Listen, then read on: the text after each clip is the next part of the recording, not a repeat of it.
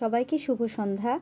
আমি মিমুরি বেরু, plasma paramedical ইনস্টিটিউটের একজন নিয়মিত ছাত্রী।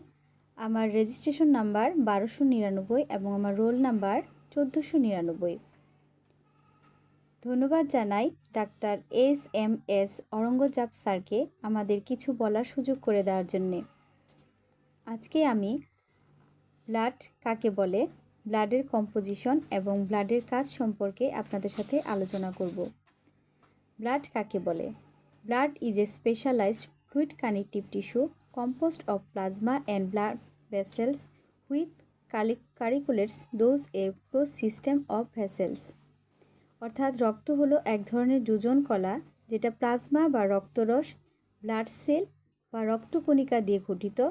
এটা একটা ক্লোজ ভেসেল সিস্টেম এর মধ্য দিয়ে সর্বদা প্রবাহমান থাকে।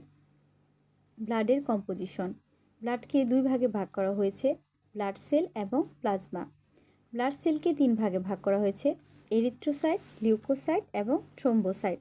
লিউকোসাইটকে দুই ভাগে ভাগ করা হয়েছে, গ্র্যানুলাইট, অ্যাগ্রানুলাইট। প্লাজমাকে দুই ভাগে ভাগ করা হয়েছে, ওয়াটার এবং সলিড। সলিডকে দুই ভাগে ভাগ করা হয়েছে, অর্গানিক এবং ইনঅর্গানিক।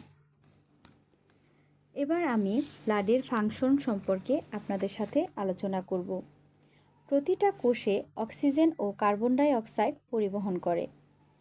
রক্ত প্রতিটা কোষে পুষ্টি উপাদান পরিবহন করে। কোষ হতে বর্জ্য অপসারণ করে। রোগ প্রতিরোধ ক্ষমতা বৃদ্ধি করে। রক্তে হরমোন, এনজাইম, ভিটামিন ও মিনারেল পরিবহন করে। নির্দিষ্ট টিস্যুতে নিয়ে যায়। দেহের তাপমাত্রা নিয়ন্ত্রণ করে। দেহের অ্যাসিড ক্ষার ব্যালেন্স নিয়ন্ত্রণ করে। সবাইকে ধন্যবাদ।